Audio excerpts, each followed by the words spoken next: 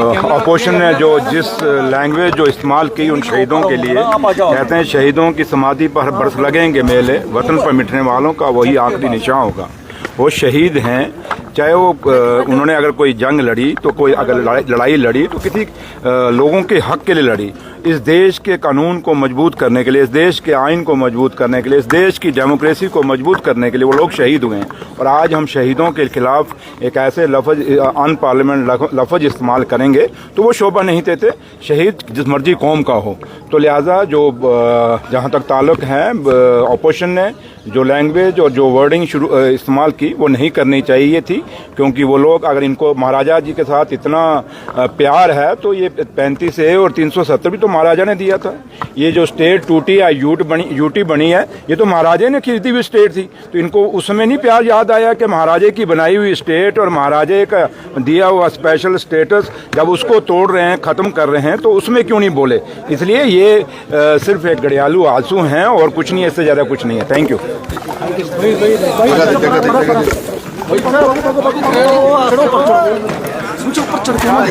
इधर से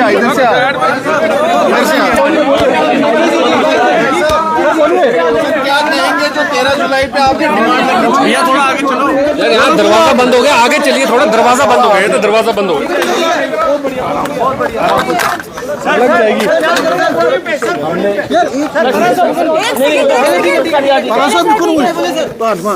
थोड़ा माइक पीछे रखो, थोड़ा माइक पीछे रखो। 1 2 3। देखिए, जम्मू कश्मीर में एक अरसे के बाद जम्मू कश्मीर में पॉपुलर गवर्नमेंट बनी है और ह्यूज टर्न आउट से लोगों ने वोट डाला है चुन के एक सरकार जिसको एक बड़ी बहुमत है। और इस सिलसिले में जब बजट की बातें हो, जब एक LG साहब का जो एड्रेस होता है, उसका जो विजन पे मोशन आज था, जब उस पर डिस्कशन हुआ तो हमने ये कहा कि फैक्ट्स को राइट करने की ज़रूरत है।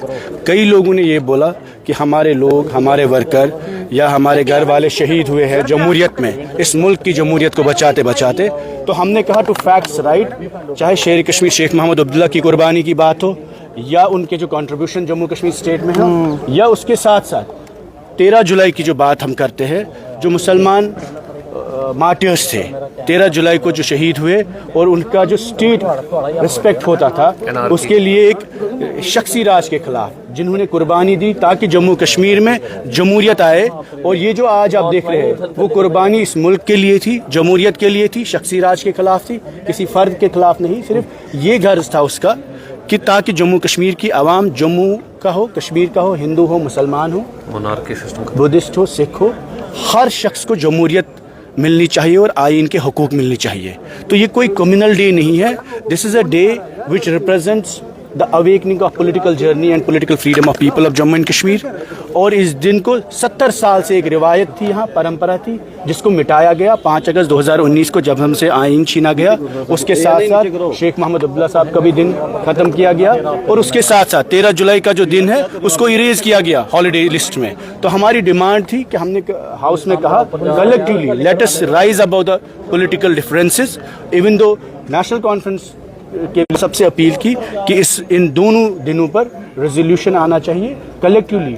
बीजेपी, कांग्रेस, नेशनल कॉन्फ्रेंस और हमारे इंडिपेंडेंट लोग और PDP के लोग, जितने लोग मिलकर इन दोनों दिनों की अहमियत को समझे और इसको स्टेट हॉलीडे लिस्ट में डालें। बीजेपी ने एतराज किया, उन्होंने क्योंकि बीजेपी इसको देखते हैं through the prism of religion, through the prism of Muslim, through the prism of Kashmir. Unfortunately, this is not a day against Jammu. This is not a day against anyone. This is a day to celebrate the democracy and democratic awakening of the people of Jammu and Kashmir, and it should be respect in that spirit only. The 70 years. शुक्रिया। वो आहिस्ता जाने की भी जल्दी होती, आने की भी